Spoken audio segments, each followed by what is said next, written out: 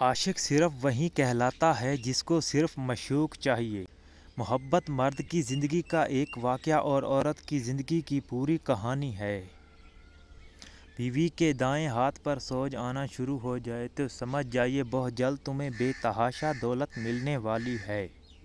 عورت کی شرافت کا اندازہ کرنا ہو تو اس کی شرم حیا کو مد نظر رکھو۔ کامل عورت وہ ہے جس نے اپنے عزت نفس اور حیا کو علیش دنیا سے بچا کے رکھا۔ مصیبت کا نازل ہونا ہلاکت کے لیے نہیں بلکہ امتحان کے لیے ہوتا ہے۔ نفس کی ایک خواہش پوری کرنے سے اللہ کے راستے میں سینکڑوں رکاوٹیں پیدا ہو جاتی ہیں۔ عورت سے بے نیاز ہو کر زندگی بسر کرنا ایک نہ معاف کرنے والا جرم ہے۔ حکومت اور عورت کی محبت حد سے زیادہ مشکل ہے۔ اس شخص سے ڈرو جو خدا سے نہیں ڈرتا۔ جو شخص کسی کو خوش رکھنے کے لیے ایک سانس بھی لے تو اس کی عبادت نماز روزے سے بہتر ہے۔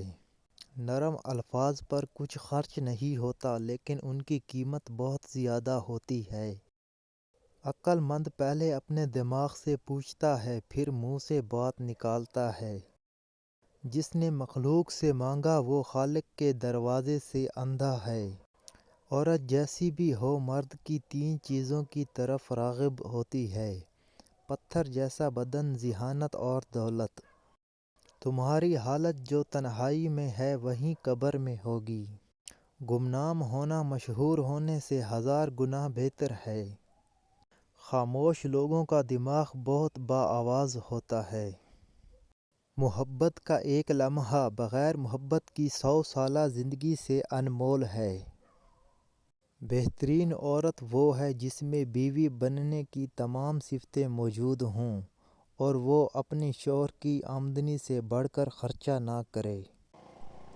نیک عورت بے تحاشا دولت صرف 3 چیزوں سے ملتی ہے: اول محنت، دوم اللہ کی عبادت، سوم نظر جھکا کے چلنا۔ جس عورت نے اپنے شوہر کو خوش رکھا گویا اس نے اپنے اللہ کو خوش رکھا۔ دوستو ویڈیو اچھی لگے تو چینل کو سبسکرائب کریں۔